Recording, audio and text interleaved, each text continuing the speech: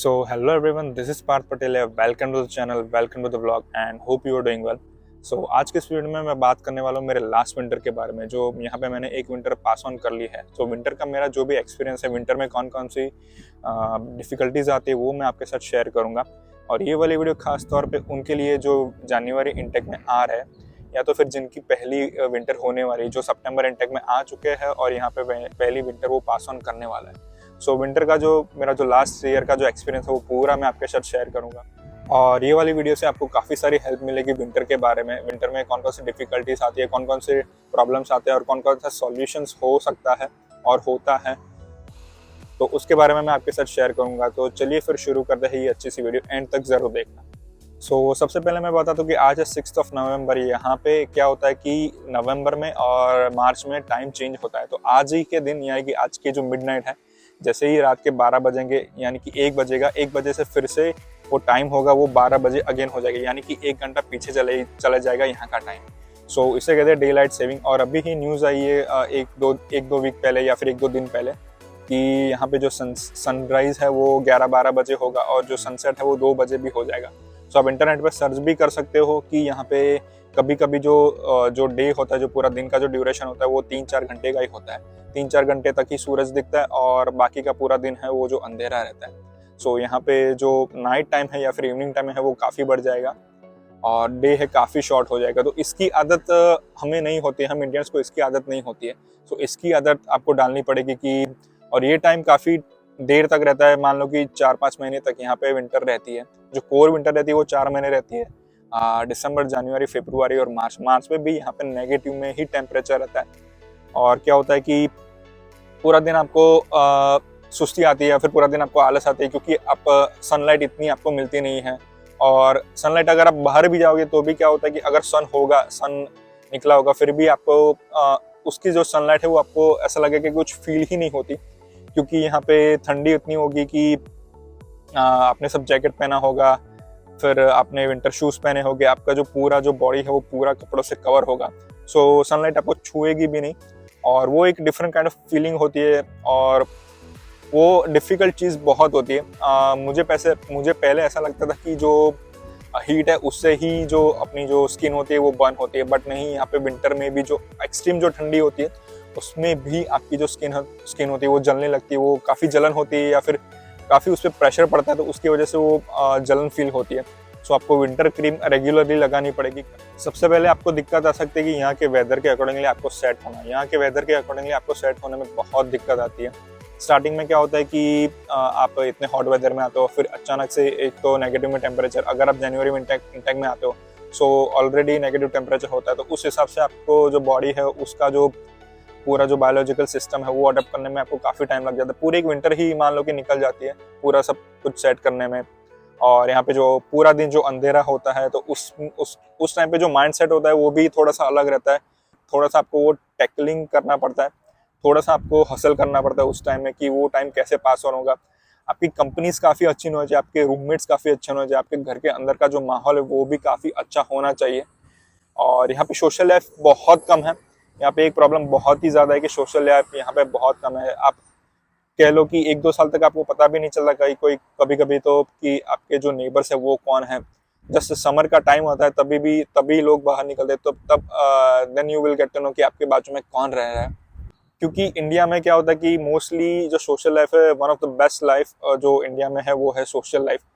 और यहाँ उसकी आदत, यहाँ वो चीज़ नहीं है, तो उसकी आदत भी आपको डालनी पड़ेगी।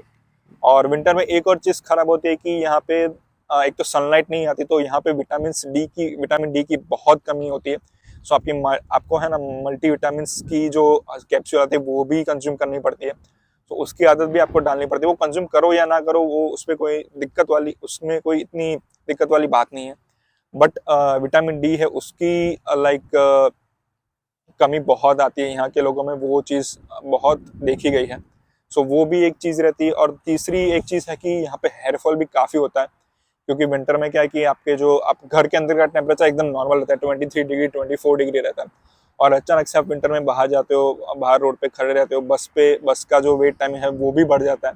कभी कभी क्या होता है कि हैवी स्नोफॉल की वजह से यहाँ पे बस काफ़ी लेट आती है। मैं कह लूँ कि अगर आपको 5 या 7 मिनट भी वेट करना पड़े विंटर में तो भी आपको इतना बुरा लगता है, इतना वो हार्श लगता है कि वो चीज़ बहुत ही खराब है। और कभी कभी क्या होता है कि हाफ एन आवर 1 आवर तक भी बस नहीं आती। तो उस टाइम में आपको क्या करना है कि विंटर जैकेट आपको प्रॉपर -15 या -20 वाला, अकॉर्डिंग टू प्रोविंस आप चेक कर सकते हो कि कौन कौन से प्रोविंस में कितनी ठंडी पड़ती है। जैसे कि ब्रिटिश कोलंबिया, वैंकूवर में यहाँ पे कम ठंडी पड़ती है, यहाँ पे ठंडी ज़्यादा पड़ती है। मैनीटोबा में ज़्यादा ठंडी पड़ती है, अल्बर्टा में ज़्यादा ठंडी पड़ती है। सो उस हिसाब से आप अपना जैकेट, विंटर जो जैकेट है या फिर विंटर शूज़ है, उस हिसाब से आप बाय आउट करो। सो मेरा सजेशन ये रहेगा कि आप इंडिया से भी बाय आउट कर सकते हो, उसमें ऐसी कोई भी दिक्कत नहीं है। कि मैं भी इंडिया, जो मेरे विंटर शूज़ हैं, मैंने पहले भी कई बार बताया, मेरे विंटर शूज़ और मेरा विंटर जैकेट है वो मैंने इंडिया से ही बाय आउट किया। वो अभी भी चल रहा है। लास्ट विंटर मैंने आराम से निकाली थी और ये विंटर में भी मैं यही चीज़ मतलब इसी चीज़ से मैं निकालूंगा मेरी विंटर। तो उसमें कोई दिक्कत वाली बात नहीं है। बट हाँ, मेरे से एक गलती हुई थी कि मेरे को लगा कि -10 का जो विंटर जैकेट है वो चल जाएगा। बट यहाँ पे क्या होता है कि -15 -20 इज़ वेरी नॉर्मल टेम्परेचर। सो -10 से लेके -15 तक क्या होता है कि विंटर जैकेट के अंदर आपको एक हुडी या फिर एक टी शर्ट के ऊपर विंटर, एक हुडी और हुडी के ऊपर आपको विंटर जैकेट पहनना पड़ता है। और -15 के ऊपर जाता है, यानी -16 -20 जाता है, -25 तक भी जाता है। और कोई कोई भी -30 भी टच हो जाता है। तो उसमें क्या होता है कि आपको काफ़ी सारे लेयर्स पहनने होते हैं और लेयर्स के इतना ज़्यादा वजन हो जाता है। फिर आपको थर्मल भी पहनना पड़ता है। और थर्मल भी मेरा एक सजेशन है कि 1-2 जोड़ी थर्मल भी आप लेकर आओ। क्योंकि क्या है कि थर्मल, मुझे पहले ऐसा लगा, स्टार्टिंग में ऐसा होता था कि थर्मल पहनने में बहुत ही वो अनोइंग सी फीलिंग आती थी, क्योंकि वो काफ़ी स्किनी होता है, काफ़ी स्किन टाइट होता है, तो वो चीज़ थोड़ा सा अनकंफर्टेबल रहता है। बट जब आप विंटर में बाहर जाओगे तब आपको पता चलेगा कि वो थर्मल कितने काम की चीज़ है। सो थर्मल भी आप लेकर आना, विंटर शूज़ हो गया, विंटर जैकेट हो गया, ये सारी चीज़ें आपको पहले से अगर लेकर आनी है तो उसमें कोई बड़ी बात नहीं है। लोग कहते हैं कि यहाँ से ही परचेस करना चाहिए, बट एक बार यहाँ पे आप आ जाते हो तो यहाँ से आपको डॉलर्स में, जो स्टार्टिंग में जो खर्चा होगा वो डॉलर्स में आपको करना होगा, जो कि आपका मन नहीं करेगा। ये मेरा खुद का एक्सपीरियंस है। स्टार्टिंग में आपको ऐसा होगा कि एक डॉलर बचाने में आप बहुत सारे एफर्ट्स करोगे, और ऊपर से अगर आपने विंटर जैकेट ले लिया, यानी कि $150 का, $200 का यहाँ पे विंटर जैकेट आता है, अगर वो ले लेते हो तो आपके माइंड में कुछ ना कुछ ऐसी चीज़ें चलती रहती है कि मैंने इतना सारा खर्चा कैसे कर लिया। बट इंडिया में भी आपको वो खर्चा करना ही पड़ता है। बट इंडिया में क्या होता है कि एक रिलीफ सा रहता है कि हाँ चलो, वहाँ यहाँ कनाडा आके आपको अर्निंग करनी है, कमाना है, तो वो सेटल हो जाएगा। बट यहाँ आने के बाद अगर ये सारी चीज़ें आप परचेस करते हो, और वहाँ पर भी मैं एक और चीज़ कहना चाहता हूँ कि इंडिया में भी बहुत स्टैंडर्ड चीज़ें मिलती हैं। यहाँ वहाँ सबके माइंड में ऐसा चलता है कि नहीं, इंडिया में ये चीज़ अच्छी नहीं मिलती, इंडिया में कपड़े सारे अच्छे नहीं मिलते, या फिर इंडिया में ये चीज़ें अच्छी नहीं मिलती। But to be very honest, यहाँ से भी अच्छी चीज़ें इंडिया में मिलती है। तो अगर आपको कोई स्टैंडर्ड चीज़ें कुछ लेनी है तो वहाँ से भी आप बाय आउट कर सकते हो। वहाँ का कपड़े है यहाँ, या फिर वहाँ का जो भी कुछ विंटर की चीज़ें आप बाय आउट कर सकते हो, उसमें कोई भी प्रॉब्लम वाली बात नहीं है। मन में ऐसा मत रखना कि वहाँ पे वो चीज़ अच्छी नहीं मिलेगी। और दूसरी एक हो गई चीज़ कि इंडियन टेस्ट। यहाँ आने के बाद आपको यहाँ की चीज़ों के जो फूड है उसका टेस्ट आपको डेवलप करना पड़ेगा, क्योंकि यहाँ पे ज़्यादातर क्या होता है कि फीका खाना बहुत मिलता है, यानी कि बहुत कम स्पाइसेस यूज़ होता है यहाँ पे रेस्टोरेंट में। हालांकि मैं यहाँ पे ब्रैम्पटन में रहता हूँ, तो ब्रैम्पटन में क्या है कि मोस्टली इंडिया जैसा ही माहौल है। अगर हम कुछ भी चीज़ें या फिर कुछ भी मंगवाते हैं तो उसमें हम कमेंट करते ही है कि प्लीज़ हमको स्पाइसी ही देना, तब भी जाके वो थोड़ा सा कुछ मसालेदार लगता है, कुछ स्पाइसी लगता है। इतना स्पाइसी नहीं लगता जितना हम इंडिया में खाते थे। तो ये चीज़ आपको फॉर श्योर बहुत मिस होगी। आपको ऐसा लगेगा कि आप कनाडा जाके बहुत मज़े करोगे, बहुत वो चिल करोगे, या फिर बहुत पार्टीज करोगे। बट नहीं, ये सीन यहाँ पे नहीं है। For sure international student life है जो 1-2 साल है, उसमें तो नहीं है। बाद में वो चीज़ आ सकती है कि आप थोड़ी सी चिल करो, थोड़ी सी पार्टी करो, बट राइट नाउ अभी वो चीज़ यहाँ पे नहीं है। सो इंडियन टेस्ट को आपको छोड़ना होगा, और यहाँ का जो डिफरेंट टेस्ट है, वो यहाँ पे जो फीका खाना है, यानी कि कम स्पाइसी वाला खाना है, वो आपको डेवलप करना होगा, वो टेस्ट आपको डेवलप करना होगा। और इसका अगर सॉल्यूशन मैं बताना चाहूँगा कि आप पहले से ही थोड़ा सा खाना बनाना सीख कर आओ, वो आपको यहाँ पे बहुत बेनिफिट करेगा। क्योंकि क्या होगा कि टिफ़िन का खाना एक होता है कि यहाँ पे चलो आपको टिफ़िन भी मिल गया, बट टिफ़िन में भी आप 3-4 महीने हो गए या फिर 1-2 महीने हो गया, तो वो रेगुलर टेस्ट आपको मिलेगा, तो उसमें भी आप बोर हो सकते हो। अगर आपको खाना बनाना आता है तो आप डिफरेंट चीज़ें भी ट्राई कर सकते हो कि कैसे, कौन कौन से स्पाइसेस आप कैसे यूज़ करोगे तो कौन कौन सा टेस्ट आप डेवलप कर सकते हो। कुछ अच्छी चीज़ें, कुछ डिफरेंट चीज़ें भी आप बना सकते हो। सो ये मेरा सॉल्यूशन है कि अगर आप खाना बनाना सीख कर आओ तो वो आपके लिए बहुत ही अच्छी चीज़ रहेगी। और अभी मैं बात करना चाहूँगा मेरे खुद के एक्सपीरियंस के बारे में। मेरी जो लास्ट विंटर थी वो कैसी रही। टू बी वेरी ऑनेस्ट, मुझे यहाँ पे विंटर ज़रा से भी अच्छी नहीं लगी। जो 4-5 महीने होते हैं, जो कोर विंटर होती है, वो ज़रा से भी अच्छी नहीं है। मुझे अभी भी यहाँ का वेदर इतना सूट नहीं हुआ है। अभी जो फॉल सीजन है जस्ट अभी फिनिश ही हुआ है और विंटर अभी आने वाली है। नेक्स्ट वीक से माइनस में भी टेम्परेचर जाएगा। उसका स्क्रीनशॉट मैं यहाँ पे लगा दूंगा कि नेक्स्ट वीक से यहाँ पे टेम्परेचर जो है नेगेटिव में चला जाएगा। जो नाइट का जो टाइम है आफ्टर 6 PM या आफ्टर 7 PM, यहाँ पे जो टेम्परेचर बहुत डाउन जाएगा और तभी से मतलब वो चीज़ें स्टार्ट हो जाएगी।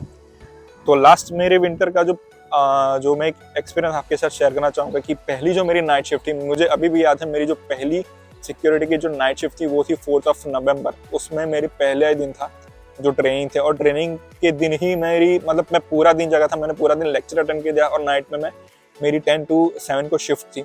सो जैसे तैसे करके मैंने 12-1 बजे तक तो चला दिया। बट जैसे 2:30 बजे 3 बजा तो मुझे इतनी नींद आ रही थी कि मैं जैसे कि जो चेयर का जो हैंड सपोर्ट रहता है वहाँ पे मैंने हैंड रखा और मैंने जस्ट ऐसे करके मैं सो ही गया।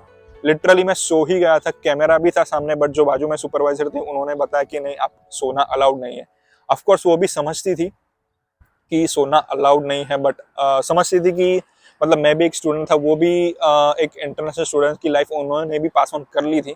सो उन्होंने बोला कि कैमरा है यहाँ पे, थोड़े से पीछे हो जाओ, बाद में तुम थोड़ा सा रेस्ट कर सकते हो, क्योंकि वो मेरी पहली नाइट शिफ्ट थी। तो उन्होंने ये चीज़ काफ़ी सपोर्टिव मुझे लगी थी उस टाइम पर कि चलो इतना कोई सपोर्ट कर रहा है।